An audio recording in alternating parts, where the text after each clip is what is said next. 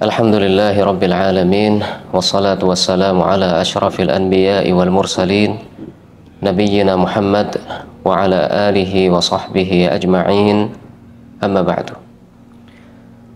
Teman-teman hijrah rahimakumullah, tentu kita mengetahui bersama bahwa biasanya di akhir bulan Ramadan kaum muslimin banyak melakukan perjalanan safar, pulang kampung, mudik, dan yang semisalnya.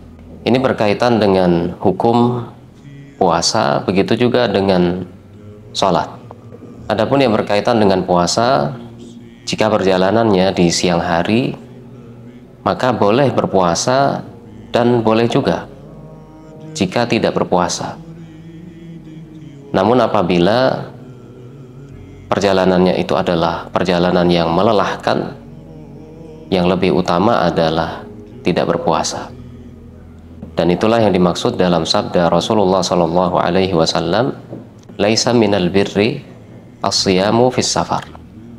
Tidak termasuk kebaikan berpuasa ketika safar. Maksudnya apabila safarnya, perjalanan jauhnya itu berat dan melelahkan. Kemudian yang berkaitan dengan sholat. Ketika safar, kemudian dalam keadaan berkendara, pada asalnya sholat wajib itu tidak dilakukan di atas kendaraan. Adapun sholat sunnah maka bisa dilakukan di atas kendaraan. Di dalam sebuah riwayat disebutkan bahwa Rasulullah SAW apabila beliau safar, beliau melaksanakan sholat sunnah di atas kendaraan kemanapun kendaraan itu menghadap. Beliau menunggangi unta, maka ke arah mana saja, meskipun tidak ke arah kiblat, maka tidak mengapa sholat di atas kendaraan jika sholatnya adalah sholat sunnah. Demikian juga tidak mengapa jika sholat sunnah itu dilakukan di atas kendaraan dalam keadaan duduk. Kemudian di dalam riwayat itu disebutkan, wa idza aradal fariidhah, apabila beliau ingin melaksanakan sholat fardu, nazala, beliau turun dari kendaraan, fastaqbalal qiblah, kemudian beliau menghadap ke arah kiblat. Maka pada asalnya bahwa ketika berkendara bisa melaksanakan sholat sunnah, adapun sholat fardu maka sebaiknya tidak dilakukan di atas kendaraan, kecuali apabila khawatir waktunya habis, seperti sholat subuh misalnya, maka tidak mengapa jika dilaksanakan sholat subuh itu atau sholat yang lainnya di atas kendaraan. Sebisa mungkin, semampunya, apabila bisa dengan berdiri dan tetap menghadap kiblat, maka itu adalah hal yang baik. Tapi jika tidak, maka bisa dilakukan semampunya. Kemudian orang yang melakukan safar diperbolehkan untuk mengqashar. Mengqashar itu meringkas sholat yang 4 rakaat ditunaikan 2 rakaat pada sholat duhur, asar, dan isya. Para ulama menyebutkan bahwa syarat boleh mengqashar itu apabila perjalanannya adalah perjalanan yang mubah atau perjalanan yang disyariatkan. Maksudnya bahwa safarnya itu bukan untuk bermaksiat. Kemudian syarat yang lain, safarnya itu perjalanan yang ditempuh adalah sekitar 80 km. Dan sebagian ulama menyatakan bahwa tidak harus 80 km. Yang penting apabila disebut sebagai safar, maka boleh mengqasharnya, boleh meringkas salat yang 4 ditunaikan menjadi 2 rakaat. Allah Ta'ala berfirman, فَإِذَا ضَرَبْتُمْ فِي الْأَرْضِ فَلَيْسَ عَلَيْكُمْ جُنَاحٌ أَنْ تَقْصُرُوا مِنَ الصَّلَاةِ. Apabila kalian melakukan perjalanan di muka bumi, maka tidak mengapa diperbolehkan bagi kalian أَنْ تَقْصُرُوا مِنَ الصَّلَاةِ, untuk mengqashar, untuk meringkas salat yang 4 menjadi 2.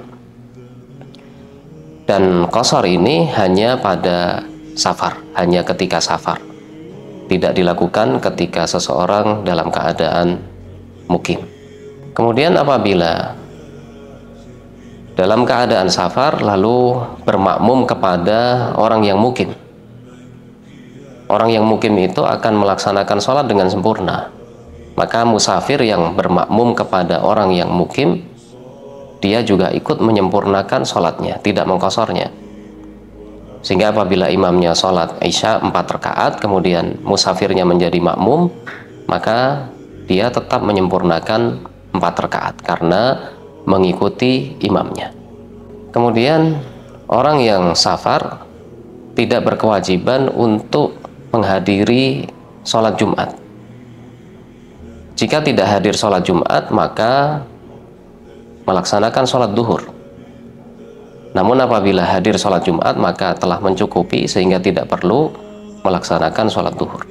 Termasuk hukum yang berkaitan dengan sholat ketika safar adalah diperbolehkan untuk menggabungkan, menjamak antara 2 sholat.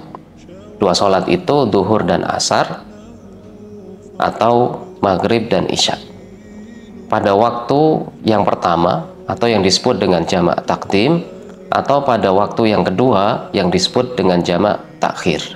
Rasulullah SAW dalam perjalanan beliau ke Tabuk, apabila beliau berangkat sebelum matahari tergelincir, maksudnya sebelum masuk waktu duhur, maka beliau menggabungkan duhur dan asar di waktu yang kedua, melakukan jamak takhir, sehingga duhur dilakukan bersamaan dengan asar pada waktu asar. Dan apabila beliau melakukan perjalanan setelah matahari tergelincir, setelah masuknya waktu duhur, maka beliau melakukan jamak takdim. Beliau menggabungkan antara sholat duhur dan sholat asar, lalu beliau berangkat. Kemudian jika seseorang safar kemudian singgah di suatu tempat kurang dari 4 hari, maka dalam waktu itu diperbolehkan baginya untuk tetap mengqashar, dan juga kalau menginginkan diperbolehkan juga untuk menjamak.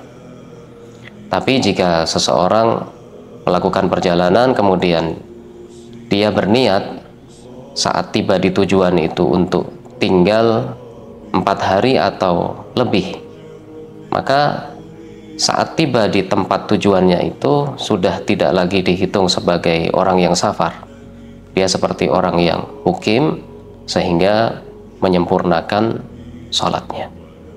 Demikian yang berkaitan dengan puasa, begitu juga sholat ketika safar. Semoga bermanfaat. Subhanakallahumma wa bihamdik, asyhadu an la ilaha illa anta, astaghfiruka wa atubu ilaik.